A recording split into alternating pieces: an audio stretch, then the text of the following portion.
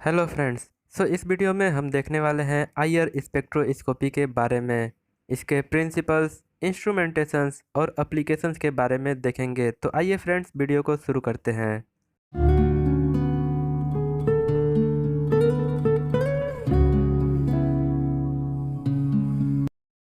Friends, infrared spectroscopy एक analytical technique है जिसके द्वारा हम किसी सैंपल, मॉलिक्यूल या कंपाउंड में क्या स्ट्रक्चर हो सकता है या कौन कौन से फंक्शनल ग्रुप मौजूद हैं, इसका आइडेंटिफिकेशन कर सकते हैं। आईआर स्पेक्ट्रोस्कोपी के लिए जो लेबोरेटरी इंस्ट्रूमेंट यूज होता है उसको FTIR यानी कि फूरियर ट्रांसफॉर्म इंफ्रारेड स्पेक्ट्रोमीटर कहते हैं। इस टेक्निक में सैंपल के ऊपर हम आईआर रेडिएशन का प्रयोग करते हैं, इसीलिए इसे आईआर स्पेक्ट्रोस्कोपी कहा जाता है। आईआर स्पेक्ट्रोस्कोपी में इलेक्ट्रोमैग्नेटिक रेंज की एक वेव यूज की जाती है जिसे आईआर रेडिएशन कहते हैं। आईआर रेडिएशन डिफरेंट वेवलेंथ की लाइट से मिलकर बना होता है जिसका वेवलेंथ लॉन्गर और एनर्जी लेवल या फिर फ्रिक्वेंसी जो है लोअर होता है। आईआर स्पेक्ट्रोस्कोपी में आइडेंटिफिकेशन के लिए किसी भी तरह का सैंपल जैसे कि लिक्विड, सॉलिड या गैस को प्रयोग में लाया जा सकता है। आइडेंटिफिकेशन के लिए सबसे पहले हम सैंपल को प्रिपेयर करते हैं, उसके बाद इसे आईआर स्पेक्ट्रोस्कोपी में रखा जाता है।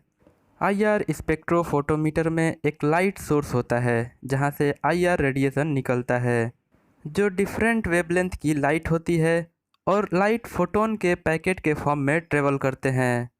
इसके बाद जब आईआर रेडिएशन सैंपल पर आता है तब सैंपल में मौजूद inter atomic bond IR radiation के एनर्जी को एब्जॉर्ब कर लेता है, जिसके बाद सैंपल में मौजूद मॉलिक्यूल्स एनर्जी को एब्जॉर्ब करके वाइब्रेट करने लगते हैं। वाइब्रेशन की बात करें तो यह कई तरह के होते हैं जैसे कि stretching vibration, bending vibration. Stretching vibration further divided होता है कई सारे टाइप्स में जैसे कि सीजरिंग, रॉकिंग, ट्विस्टिंग और वैगिंग। आईआर स्पेक्ट्रोस्कोपी में डिफरेंट वेवलेंथ की लाइट्स होती हैं जिसमें से कुछ स्पेसिफिक वेवलेंथ की लाइट्स को सैंपल के मॉलिक्यूल्स के द्वारा एब्जॉर्ब कर लिया जाता है।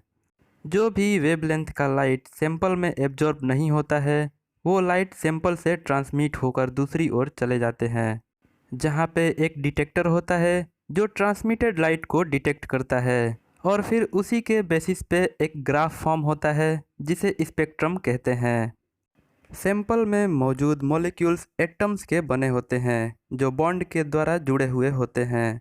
एटम्स और केमिकल बॉन्ड का मूवमेंट एक स्प्रिंग और बॉल की तरह का होता है जो स्ट्रेचिंग और कंप्रेशन शो करता है। इसी कैरेक्टर के कारण मॉलिक्यूल्स के बीच वाइब्रेशन होता है जिसे नेचुरल वाइब्रेशन कहते हैं। इसमें वाइब्रेशन के लिए एनर्जी की रिक्वायरमेंट होती है। अब इंस्ट्रूमेंटेशन की अगर हम बात करें तो इसमें सबसे पहले आता है रेडिएशन सोर्स।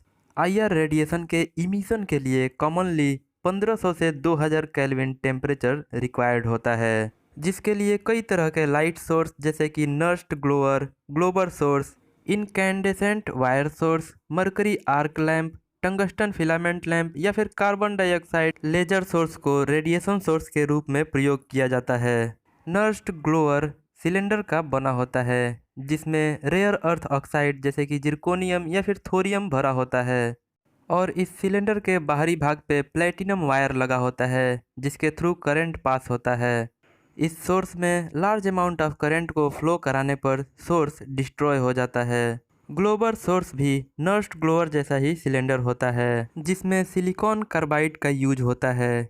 इस सिलेंडर का लेंथ लगभग 50 मिलीमीटर होता है और डायमीटर लगभग 5 मिलीमीटर। यह सिलेंडर जब हीट हो जाता है तो हाई टेम्परेचर पे आईआर रेडिएशन को इमिट करता है। इसके अलावा इनकैंडेसेंट वायर सोर्स में सिलेंडर के अंदर नाइक्रोम के वायर लगे होते हैं जो लगभग 1100 केल्विन तक हीट होते हैं। इसके अलावा आईआर स्पेक्ट्रोस्कोपी में mercury arc lamp, tungsten filament lamp और कार्बन डाइऑक्साइड लेजर सोर्स को भी प्रयोग में लाया जाता है। आईआर स्पेक्ट्रोस्कोपी में लाइट को फिल्टर करने के लिए प्लास्टिक या ग्लास का शीट्स यूज होता है।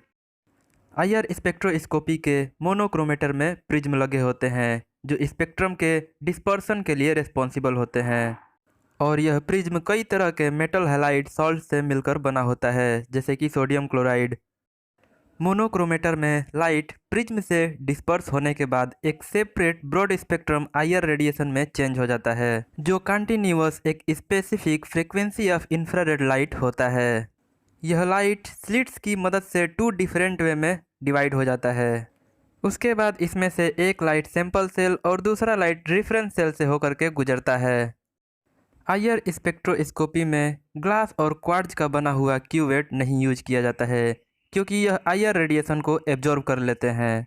इसीलिए आईआर स्पेक्ट्रोस्कोपी में अल्काली मेटल हैलाइड जैसे कि पोटेशियम क्लोराइड और सोडियम क्लोराइड से बने हुए क्यूवेट को प्रयोग में लाया जाता है।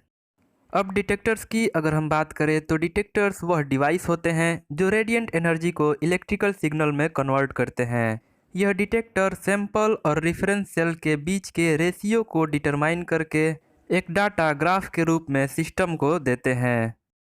आईआर स्पेक्ट्रोस्कोपी के एप्लीकेशंस की अगर हम बात करें तो सबसे पहले यह किसी भी सैंपल या कंपाउंड में मौजूद फंक्शनल ग्रुप के डिटेक्शन के लिए प्रयोग में लाया जाता है। इसके साथ ही सैंपल में वाटर की मौजूदगी की जांच की जा सकती है।